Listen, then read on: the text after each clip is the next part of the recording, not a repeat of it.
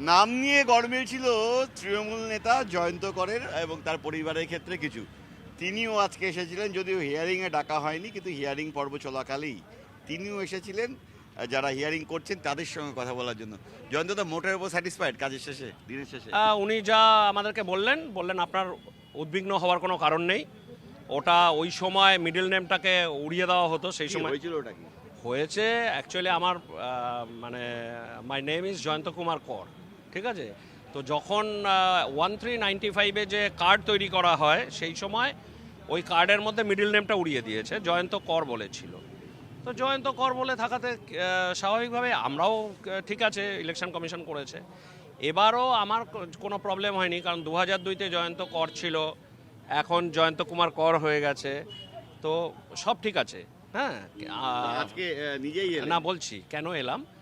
এবার আমার ছেলের নামের সাথে যেহেতু ম্যাচিংয়ে জয়ন্ত কর আর জয়ন্ত কুমার কর আসছে এখন ভোটার লিস্টে, সেই জন্য ছেলেকে ফোন করে বলা হয়েছে যে হচ্ছে আপনার ম্যাচিং হচ্ছে না ভোটার লিস্টে। বিএলও ফোন করেছে। ন্যাচারালি আমি সমস্ত পেপারস নিয়ে দেখাতে এলাম, যে আমার অরিজিনাল আমার প্যান কার্ড দেখালাম, আধার কার্ড দেখালাম। তো ওনারা বললেন আধার কার্ড দেখাতে হবে না, শুধু প্যান কার্ডটা দেখান।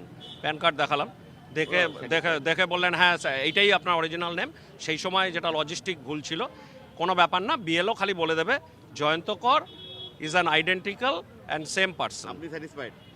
অবশ্যই প্রশাসন যদি আমাকে বলে উদ্বিগ্ন হওয়ার কোনো কারণ নেই, এটা বিএলওর অ্যাপ থেকেই ঠিক হয়ে যাবে, তাহলে আমি তো স্যাটিসফাই হব। কোথাও গিয়ে মনে হচ্ছে যে হয়রানি হলো বা হয়রানি করা হলো নাকি স্যাটিসফাইড?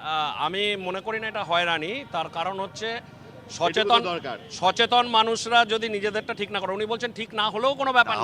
তাহলে তৃণমূল এই যে বলছে ভোটারদের হয়রানি করা হচ্ছে, এই ধরনের আনম্যাপড আর আনম্যাচড সেইগুলোকেই তো ডাকা হচ্ছে হিয়ারিং। আনম্যাচড যাদের, তাদেরকে যদি বিএলওর ওইখান থেকে এইটুকু তো গুড সিটিজেনের করাই উচিত, তারও তো দায়িত্ব। না, আমি বলছি স্পেলিং মিস্টেক যদি কারোর থাকে তাহলে তার নিজের ক্ষেত্রে নিজেকেই সংশোধন করে নেওয়া উচিত। হতে পারে স্পেলিং মিস্টেক, যারা করছে তারাও তো মানুষ, তারা সরকারি কর্মচারী, তারাও করছেন, তাদের ভুল হতেই পারে।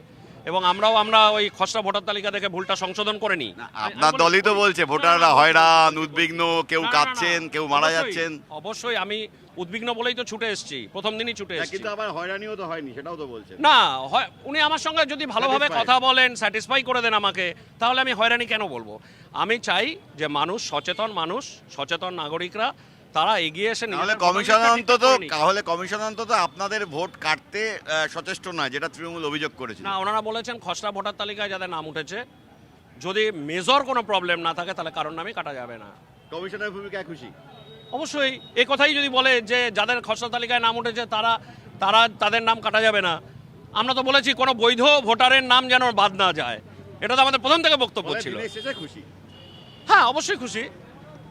রাজ্যে তৃণমূল বলেছিল কমিশন বেছে বেছে তৃণমূলের নাম কাটতে ব্যস্ত, বা বহু ক্ষেত্রে ভোটারদের হয়রান করা হচ্ছে। শিলিগুড়িতে ডাক পেয়েছিলেন জেলা তৃণমূলের অন্যতম নেতা জয়ন্ত কর।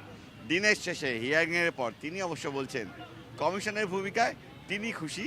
বৈধ ভোটার হিসাবে তার নামের ক্ষেত্রে যে ধরনের সমস্যাগুলো ছিল, বেশ কিছু ডকুমেন্ট দেখানোর পর তাতে কমিশন সন্তুষ্ট এবং তিনিও সন্তুষ্ট, এবং সুনাগরিক হিসেবে এটুকু অন্তত অবশ্যই প্রয়োজন। ক্যামেরা দীপায়নের সঙ্গে প্রসেনজিৎ, TV9 বাংলা, শিলিগুড়ি।